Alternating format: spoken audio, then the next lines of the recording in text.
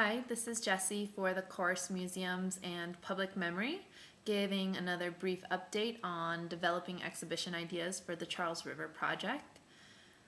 First off, I want to start by apologizing for the quality of this video. I am having some technical difficulties. But getting back to my ideas, this week I've just been giving a lot of thought to the basic logistics of the tour. How is the tour going to be mapped out, and what are the primary attractions that we want to feature on the tour? As I personally imagine it, the tour will include Cronin's Landing, which is the site of Cronin's department store. And as you cross the Moody Street Bridge, you come upon the waterfall and the old mills, which are now the Museum of Industry. And after crossing the bridge, on the left-hand side, there's an entrance to a walkway which follows the Charles River until you hit Prospect Street. And if you cross Prospect Street, you enter Mount Feake Cemetery. And looking across the river from the cemetery, you get a really spectacular view of the Waltham Watch Factory. And you can also see the remaining piers from Nutting's Ballroom, which burned down. Okay, so that's how I imagine the basic path of the tour. Now let's consider the kinds of themes we want to explore in this project and what exactly is our mission. In the article, The Challenge of Industrial History Museums, Cutcliffe and Lubar write, "Industrial history museums are places that the public can visit to understand where we as a nation have come from, get some perspective on the transitions that we are undergoing as individuals, communities, and as a nation, and consider the future of work, technology, and society."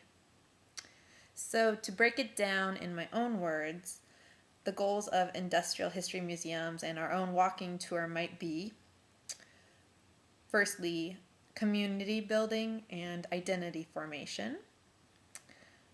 Secondly, exploration of the changes a community is undergoing in its transition from the past to the future.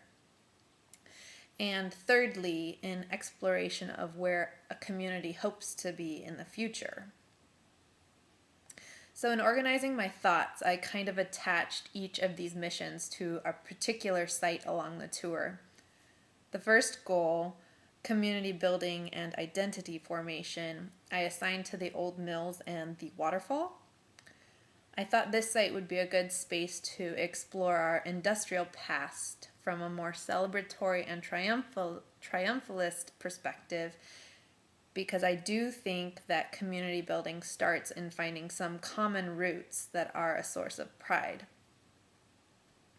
As Harold Skramstad writes, "It is through celebration rituals that most of us affirm and reinforce what is important in our lives." So we could explore our industrial roots through the projection of archival photos and footage, which we've already discussed, and then sort of link this past to the innovative spirit and imagination of the contemporary community, as expressed through recorded interviews with local innovators. I was thinking that it might be really great to get some interviews with some of the local bicycle companies, including Seven Cycles, Independent Fabrication, and Ant. All three of these companies were founded by really innovative individuals, and they all do in-house production. So there are machinists and painters, and the businesses certainly kind of echo this kind of industriousness that we're exploring. And we could also tie these bike interviews into our discussions of leisure, because there are so many bike paths along the river.